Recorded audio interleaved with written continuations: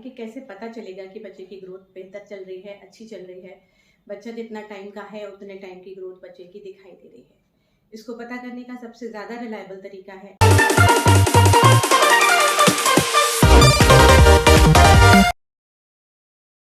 Hello friends, नमस्कार। कैसे हैं आप सब? मैं उम्मीद करती हूँ आप सब बहुत अच्छे हैं और अपनी सेहत का पूरा ध्यान रख रहे हैं। मैं हूँ डॉक्टर सोनल। मैं एक स्त्री रोग विशेषज्ञ हूँ और ओजस हेल्थ केयर में मेरी कोशिश होती है कुछ ऐसे छोटे और सिंपल हेल्थ टिप्स आपके साथ शेयर कर सकूँ जिससे आप अपनी हेल्थ का बेहतर ध्यान रख सकें, क्योंकि जान है तो जहान है। और आज का टॉपिक बहुत ही ज़्यादा इम्पॉर्टेंट टॉपिक है। हर गर्भवती महिला जो एंटीनेटल चेकअप के लिए आती है उसका एक सवाल होता है कि क्या मेरा बच्चा ठीक से बढ़ रहा है, मुझे कैसे पता चलेगा कि बच्चे की ग्रोथ अच्छे से हो रही है। क्या ऐसे फैक्टर्स हैं जो कि खाने में अगर हम उनको शामिल करें तो वो बच्चे की ग्रोथ को इंश्योर करते हैं। और सबसे आखिरी में हम बात करेंगे लो डोज एस्पिरिन के बारे में, जो कि बच्चे के ब्लड फ्लो को बढ़ाने के लिए इस्तेमाल किया जाता है।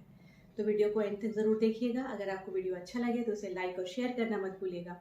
और अगर अभी तक आपने चैनल को सब्सक्राइब नहीं किया है तो ज़रूर से इसे सब्सक्राइब कर दीजिए। तो आइए शुरू करते हैं। सबसे पहले ये बात करते हैं कि कैसे पता चलेगा कि बच्चे की ग्रोथ बेहतर चल रही है, अच्छी चल रही है। बच्चा जितना टाइम का है उतने टाइम की ग्रोथ बच्चे की दिखाई दे रही है। इसको पता करने का सबसे ज़्यादा रिलायबल तरीका है अल्ट्रासाउंड।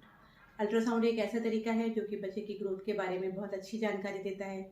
शुरुआत के 3 महीने तक, जब तक कि बच्चा पेल्विस के अंदर ही होता है, यूट्रस का साइज छोटा होता है, तब तक बच्चे की जो धड़कन देखी जाती है वो भी सिर्फ अल्ट्रासाउंड से ही पता चलती है। 3 महीने के बाद जब बच्चे की धड़कन हमें चेक करनी होती है तो कई बार स्टेथोस्कोप या डॉपलर से बच्चे की धड़कन को चेक किया जाता है। अल्ट्रासाउंड के अलावा जो दूसरा तरीका होता है बच्चे की ग्रोथ को असेस करने का, वो होता है फिजिकल एग्जामिनेशन द्वारा, जिसमें कि फंडल हाइट और एब्डोमिनल गर्थ के द्वारा ये तय किया जाता है कि बच्चे का जो ग्रोथ है वो सही हो रहा है। इसमें कुछ फैक्टर्स होते हैं जो कि कुछ वेरिएबिलिटी प्रोड्यूस करते हैं। अगर कोई महिला बहुत ज़्यादा पतले दुबले स्ट्रक्चर की है, उसका BMI कम है, तो ऐसे केसेस में बच्चा थोड़ा ज़्यादा बड़ा लग सकता है। और वहीं पर वो महिला अगर इसका फैट ज़्यादा है, एब्डोमिनल फैट ज़्यादा है, तो ऐसे केसेस में बच्चे का जो साइज़ है वो एग्जामिनेशन द्वारा असेस करने पर थोड़ी बहुत डिस्क्रिपेंसी होने के चांसेस होते हैं। तो इसलिए सबसे ज़्यादा जो रिलायबल तरीका होता है वो अल्ट्रासाउंड ही होता है, जिससे कि बच्चे की ग्रोथ को असेस किया जाता है। उसके अलावा माँ को कैसे पता चलेगा कि बच्चा ठीक है, उसके लिए 5 मंथ्स या उससे ज़्यादा की अगर प्रेगनेंसी है तो बच्चे के मूवमेंट स्टार्ट हो जाते हैं। तो माँ के लिए एक ये तरीका होता है ये पता करने का कि अगर बच्चे के मूवमेंट्स ठीक हो रहे हैं तो बच्चा ठीक से ग्रो कर रहा है। अब कैसे पता चलेगा कि कितने मूवमेंट्स नॉर्मल हैं और कितने नॉर्मल से कम हैं या कितने ज़्यादा हैं? तो यहाँ पर एक जो सबसे इम्पॉर्टेंट बात मैं बताना चाहूँगी कि अगर मूवमेंट्स बहुत ज़्यादा हो रहे हैं या थोड़ा नॉर्मल से ज़्यादा हो रहे हैं तो इनकी कोई बहुत ज़्यादा महत्व नहीं होता है। लेकिन अगर मूवमेंट्स कम हो रहे हैं, विशेषकर 7.5 या 8 महीने के बाद, 7.5 या 8 महीने में इसलिए कह रही हूँ क्योंकि 7.5 से लेकर 8 महीने के बाद जो बच्चे की वायबिलिटी है, यानी कि अगर किसी वजह से बच्चा कम बढ़ रहा है, बच्चे के मूवमेंट्स कम हो रहे हैं, बच्चे का ब्लड फ्लो कम हो रहा है, तो ऐसी कंडीशन में डिलीवरी कराकर अगर हम बच्चे को बाहर निकाल लेते हैं तो ऐसे बच्चे सर्वाइव कर सकते हैं। अगर 5 या 6 महीने पर अगर ऐसा लग रहा है कि बच्चे के मूवमेंट्स नहीं हो रहे हैं तो ये बहुत ज़्यादा चिंता की बात नहीं है। अब बात करते हैं कि कुल कितने मूवमेंट्स होने चाहिए जिससे कि माँ को ये पता रहे कि बच्चा ठीक से ग्रो कर रहा है या बच्चे का ब्लड फ्लो ठीक से चल रहा है।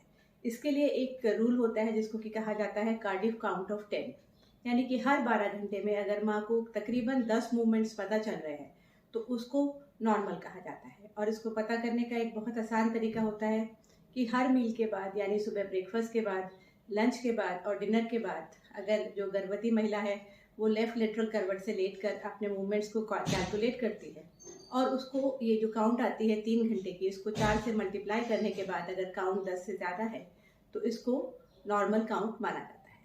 इसके अलावा अब बात करते हैं कि ऐसे कौन से फैक्टर्स होते हैं खाने पीने के अलावा जो बच्चे की ग्रोथ को ऑल्टर कर सकते हैं। इसमें बहुत ज़्यादा इंपॉर्टेंट होता है माँ का ब्लड प्रेशर। अगर किसी वजह से माँ का ब्लड प्रेशर बढ़ा हुआ है तो बच्चे की ग्रोथ कॉम्प्रोमाइज़ होने के चांसेस रहते हैं। अगर मदर में बहुत सारे अबॉर्शंस की हिस्ट्री है या पहला बच्चा IUGR रहा है, पहले बच्चे में बच्चे का वजन कम रहा है, तो ऐसे केसेस में बच्चे का वजन कम रहने के चांसेस होते हैं। मैटरनल ओबेसिटी या वजन ज़्यादा होना भी एक वजह है जिसमें कि मदर के जो वेट है, बच्चे का जो वेट है वो कम रह सकता है। मल्टीपल प्रेगनेंसीज के केसेस में भी बच्चे का जो वेट है वो कम रह सकता है। मैटरनल अगर कोई और प्रॉब्लम है, डायबिटीज़ है या इस तरीके की कोई परेशानी है, तो ऐसे केसेस में भी बच्चे की ग्रोथ कॉम्प्रोमाइज रहने के चांसेस हो सकते हैं। तो इन केसेस में मदर को बहुत ज़्यादा अलर्ट रहने की ज़रूरत है बच्चे की ग्रोथ के लिए। रेगुलर मेडिकल चेकअप बहुत ज़्यादा वाइटल होता है ऐसे केसेस में जहाँ पर कि मदर को पहले से पता है कि वो हाई रिस्क कैटेगरी में आ रही है। अब एंड में थोड़ी सी बात मैं करना चाहूँगी लो डोज एस्पिरिन के बारे में। वे महिलाएं जो कि अभी मैंने जो गिनाया कि ये हाई रिस्क कैटेगरी में आती हैं, ऐसे केसेस में बच्चे के ब्लड फ्लो को इंश्योर करने के लिए लो डोज एस्पिरिन दी जाती है, जो कि बच्चे का जो ब्लड फ्लो है उसको बेहतर करने में मदद करता है और ऐसे केसेस में बच्चे की ग्रोथ के लिए ज़्यादा फायदेमंद होता है। तो लो डोज एस्पिरिन एक ऐसी दवा है जो आमतौर पर हार्ट पेशेंट्स को दी जाती है, लेकिन गर्भावस्था के दौरान भी दी जाती है बच्चे के ब्लड फ्लो को इंश्योर करने के लिए। जागरूक रहिए, स्वस्थ रहिए, और अगर वीडियो आपको अच्छा लगा है तो लाइक और शेयर करना मत भूलिए। धन्यवाद।